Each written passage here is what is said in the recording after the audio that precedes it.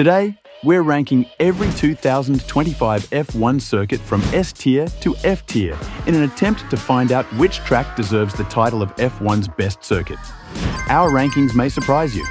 Some circuits deliver heart-stopping action, while others are about as exciting as watching Lance Stroll at the Drivers' Parade.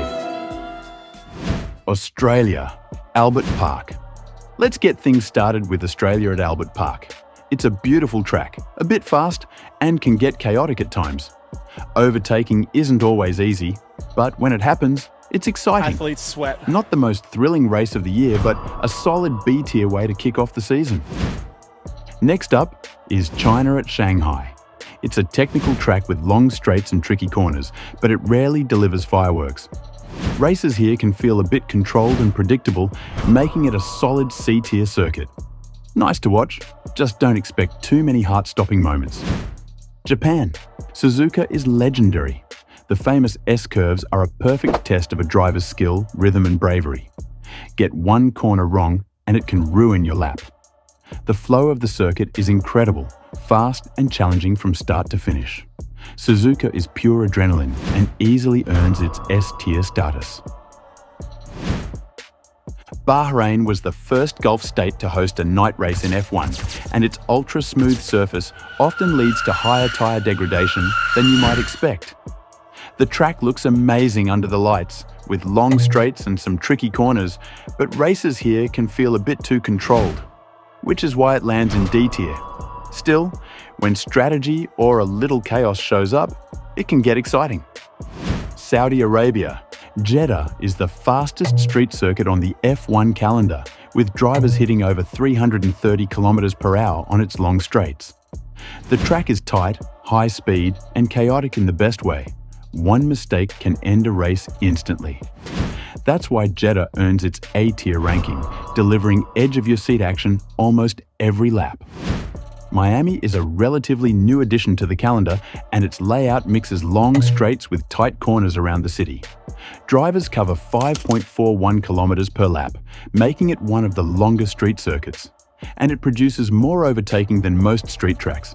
It's flashy, fun to watch, and lands in B tier. Not the most legendary, but definitely entertaining. Autodromo Enzo Edino Ferrari.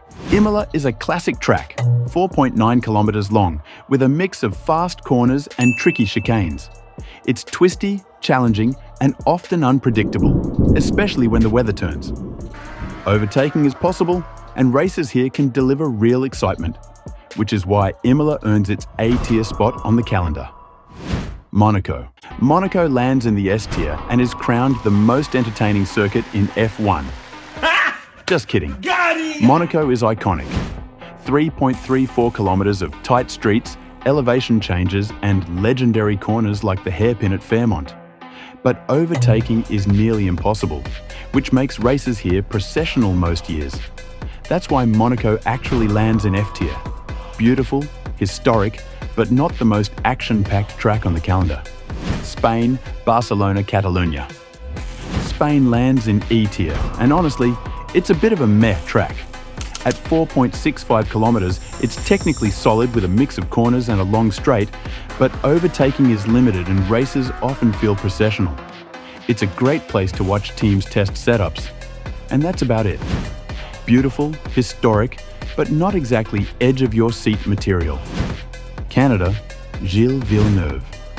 The track is 4.36 kilometers long with long straights and tight chicanes, making it unpredictable and exciting.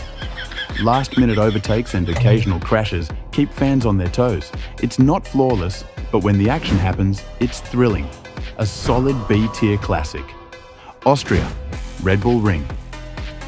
At just 4.32 kilometers, it's one of the shortest tracks on the calendar, but it packs a punch. With 3 DRS zones, cars hit over 330 kilometers per hour before slamming the brakes for tight corners, making overtakes almost guaranteed. It's short, fast, and delivers action nearly every year.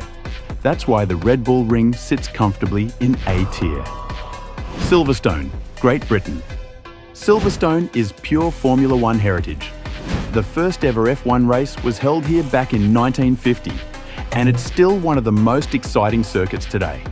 With legendary corners like Copse, Maggots and Beckett's, drivers are flat out for huge portions of the lap, and the racing rarely disappoints. Year after year, it delivers wheel-to-wheel action in front of one of the most passionate crowds in motorsport. No question, Silverstone goes straight into S tier. Hungary has a bit of a reputation as Monaco without the walls. It's tight, twisty, and overtaking is notoriously difficult. But this track has produced some incredible moments, like Jenson Button's first win in 2006 and Ocon's shock victory in 2021. Still, because races here can often turn into strategy battles instead of pure racing, Hungary lands in C tier. Spa-Francorchamps, Belgium. Few circuits capture the soul of Formula One like Spa. At over 7 kilometres, it's the longest track on the calendar. Corners like Eau Rouge and Raidillon are legendary, testing both car and driver like nowhere else. Add in the unpredictable Ardennes weather, and you never know what you're going to get. Spa easily lands in S tier. Netherlands, Zandvoort. Zandvoort is one of the most unique tracks on the calendar, with steep banking at turns 3 and 14 that makes it feel more like a roller coaster than a Formula One circuit. The atmosphere here is unmatched thanks to the sea of Orange fans. But when it comes to the racing itself, overtaking is tough and the action can be limited. That's why Zandvoort sits in C tier. Amazing vibes, but not always amazing races. Italy, Monza, the Temple of Speed. This is the fastest circuit in Formula One, with cars hitting over 350 kilometers per hour on the straights. Slipstreaming and late braking into chicanes can completely change a race in an instant. And when you add the passion of the Tifosi, the atmosphere is unmatched. Monza lands firmly in S tier. Pure speed, pure history, and pure Formula One. Azerbaijan. Baku City Circuit is chaos in the best way. A mix of Monaco-style walls with Monza-level straights, it's produced some of the most unpredictable races of the hybrid era, from shock podiums to championship drama. The castle section is one of the trickiest in all of F1. That balance of chaos and excitement earns Baku a solid A tier. Formula One. Singapore, Marina Bay. Singapore is Formula One's original night race, lighting up the streets of Marina Bay since 2008. It's one of the longest and most physically demanding races in the world, demanding races on the calendar, often pushing drivers past the 2-hour mark in brutal humidity. The tight walls mean mistakes are costly, but when the safety car inevitably comes out, strategy can flip a race on its head. Entertaining? Yes. A classic? Not quite. That's why Singapore sits in B tier. United States, Circuit of the Americas. Qatar has quickly become America's flagship F1 track since joining the calendar in 2012. It kicks off with that monster uphill run into Turn 1, followed by a sweeping set of S's inspired by Silverstone. It's a modern circuit, but it's got character. Plenty of overtaking opportunities, big crowds, and a festival-like atmosphere that makes it a fan favourite. While not perfect, Circuit of the Americas earns a solid spot in A tier. Mexico City has one of the most electric atmospheres in Formula One. The stadium section, where cars dive through a packed baseball field with 30,000 fans going wild, is a sight you don't get anywhere else. But the extreme altitude means cars run maximum downforce yet still slide around. And while that's cool technically, the racing itself often falls flat. Overtaking can be hit or miss, and many Grands Prix here have been forgettable. That's why Mexico ends up in C tier. Great vibe, but the on-track action doesn't always deliver. Brazil, Interlagos. Interlagos is pure Formula One magic. At just 4.3 kilometers, it's one of the shortest tracks on the calendar, but it packs in everything you want from a Grand Prix. Fast corners, elevation changes, and constant overtaking opportunities. From Senna's S to the long run down to Turn 4, the layout almost guarantees action. The history here is legendary. From Lewis Hamilton's 2008 title-winning drive on the very last corner to Max Verstappen's rain-soaked triumph in 2024. Brazil belongs in S tier, chaotic, dramatic, and always entertaining. Las Vegas Street Circuit.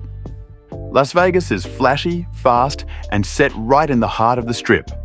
The neon lights make it look spectacular, but the racing itself can feel a bit limited. Tight corners and long straights mean overtaking is tricky. So while it's exciting visually, the on-track action doesn't always live up to the hype. That's why Las Vegas lands in C tier. Fun to watch, just don't expect a classic Grand Prix. Qatar.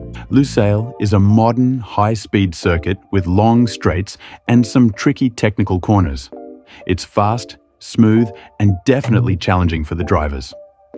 While it doesn't always deliver the drama of the classics, it produces solid races and some strategic battles, which is why Qatar earns a B-tier spot. Abu Dhabi, Yas Marina wraps up the season with a mix of modern facilities and a flowing layout. The track is 5.28 kilometers long, with long straights and sweeping corners. While races can be tense, especially with championship implications, it rarely produces the on-track excitement you'd expect from a finale, which is why Abu Dhabi sits in C tier. And there you have it.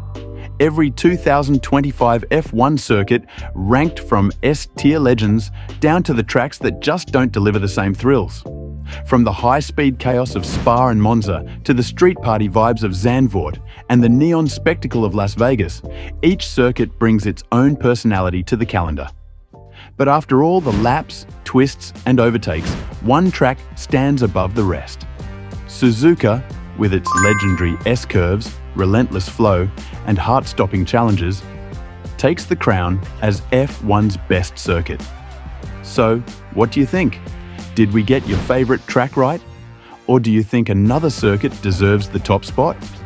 Drop your thoughts in the comments and let's see if the community agrees. Don't forget to like, subscribe, and hit the bell so you never miss a deep dive into everything Formula One.